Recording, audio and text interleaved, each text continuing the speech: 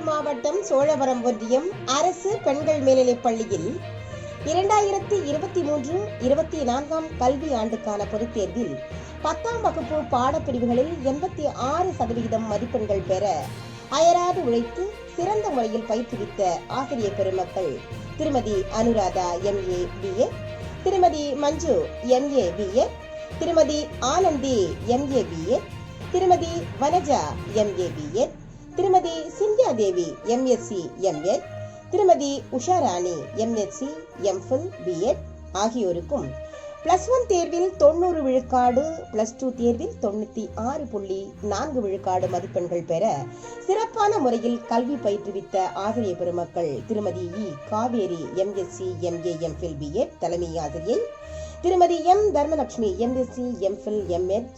உதவி தலைமை ஆசிரியை, திரு Bhaskar Babu MSc MPhil BA உதவி தலைமை ஆசிரியர், திருமதி ஸ்ரீஜா MSc MA MPhil, திருமதி பூங்கொடி MSc MPhil BA, திருமதி ரேகா MSc MPhil BA, திருமதி ரேவதி MSc MPhil BA, திருமதி தேன்மொழி MSc BA, திருமதி பிரேமலதா MA MCom MA ஆகிய ஆசிரியர் பெருமக்களுக்கும் பாராட்டு விழா மற்றும் பரிசு கேடயங்கள் வழங்கும் விழா ஆரணி அரசு பெண்கள் மேல்நிலைப் பள்ளியில் சிறப்புடன் நடைபெற்றது. இவ்விழாவில் ஆரணி MKV அரசு ஆண்கள் மேல்நிலைப் பள்ளியின் முன்னாள் மாணவர்கள் சார்பாக பரிசு கேடயங்கள் ஆசிரியர் பெருமக்களுக்கு வழங்கப்பட்டது. இந்நிகழ்ச்சிக்கு பெண்கள் மேல்நிலைப் பள்ளியின் தலைமை ஆசிரியை திருமதி காவேரி தலைமை தாங்க, உதவி தலைமை ஆசிரியை தர்மலட்சுமி முன்னிலை வகிக்க, உதவி தலைமை ஆசிரியர் பாஸ்கர் பாபு வரவேற்புரை நிகழ்த்த அனைத்து ஆசிரியர் பெருமக்களும் மற்றும் பள்ளி மாணவிகள், ஆசிரியர்கள் அல்லாத பணியாளர்கள் அனைவரும் கலந்து கொண்டு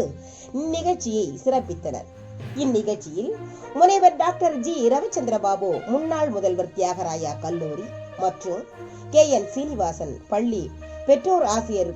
கழக பொருளாளர், திரு கண்ணதாசன் 10வது வார்டு உறுப்பினர், திரு SK பாஸ்கர் கிருஷ்ணா ரோட்வேஸ், திரு மங்களம் வெங்கடேசன் முன்னாள் ஊராட்சி மன்ற தலைவர், திரு கோபிநாத் MA BL, திரு